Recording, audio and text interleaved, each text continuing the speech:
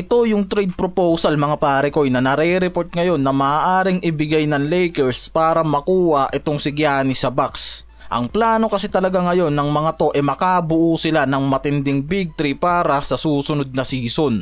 Yan yung nare-report mga pare ko na pwedeng gawing kilos nitong si Rob Pelinka.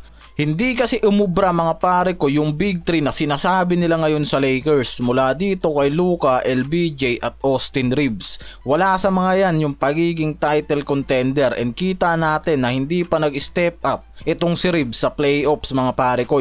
Kaya may mga analyst rin talaga na nagsasabi na hindi nga raw ganun naging ka-epektibo itong si Reeves sa nangyaring playoffs at kailangan ng mga to na makakuha ng isang high level player na bubuo sa big three nitong si Luka at LBJ. Yan ngayon yung nare-report na plano para dito sa Lakers. Sa trade proposal kasi ngayon na lumalabas balak ibigay ng Lakers sa Milwaukee Bucks itong si Austin Reeves, Rui Hachimura, Jared Vanderbilt, Dalton Knecht.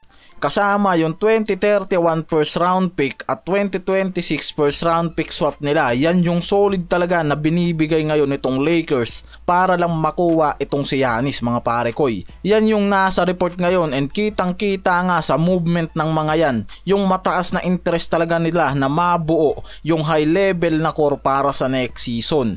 Pero syempre ngayon may mga report pa rin na ang Bucks hindi pa sumasagot sa proposal na yan ng Lakers and anytime pwedeng gumawa ng desisyon itong Bucks para sa trade proposal na yan ng Lakers, lalo't nare-report din na balak gumawa ng malaking rebuilding ng mga to para sa next season.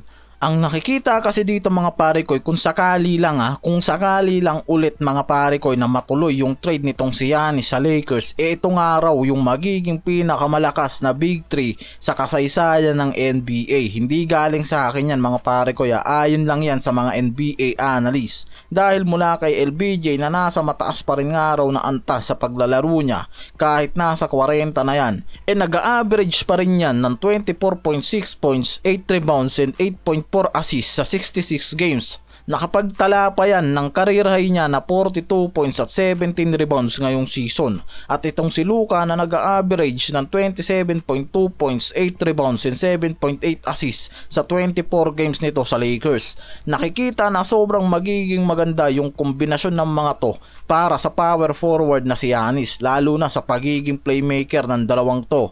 Ang hinahanap kasi talaga ng Lakers yung magiging fit sa dalawang superstar nila mula kay LBJ at Luka na mahusay pagdating sa mga pick and roll pass at mga lob pass, na nakikita na si Giannis talaga yung pinaka-perfectong power forward para dito kay Luka mga pare koy. Hindi na rin kasi talaga talo ang Lakers kung bibitawan nila yung mga player tulad ni Austin Reeves, Hachimura, Vanderbilt at Dalton Knecht.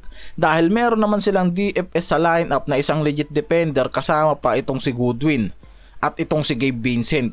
Kaya malakas din yung loob ng mga to ngayon na magbitaw ng mga defensive player and eventually itong si Luka kumpara naman dito kay Reeves, di ba? Ang problema lang masasayang yung future draft picks nila na nakapaloob dyan at pwedeng hindi nila mapaghandaan yung magiging future contender nila kung ibibigay nila yung mga draft picks na yan sa Bucks. At talagang makikinabang yung Milwaukee Bucks sa trade na to na mangyayari. Yan kung matutuloy mga pare ko itong si Giannis sa Lakers. Hindi imposible dahil kung si Luka nga nakuha nila galing sa Dallas, paano pa kung malusot nga raw nitong si Rob Pelinka itong si Giannis sa Milwaukee Bucks, di ba? Yan mga pare ko yung nare-report ngayon na maaaring gawing hakbang ng Lakers para lang makuha at masakatuparan nila yung plano para sa next season, yung big three na to. Yan yung inaasahan talaga at inaabangan kung sakali lang mga pare ko na mangyari talaga. Talagang paldo ang Lakers dyan.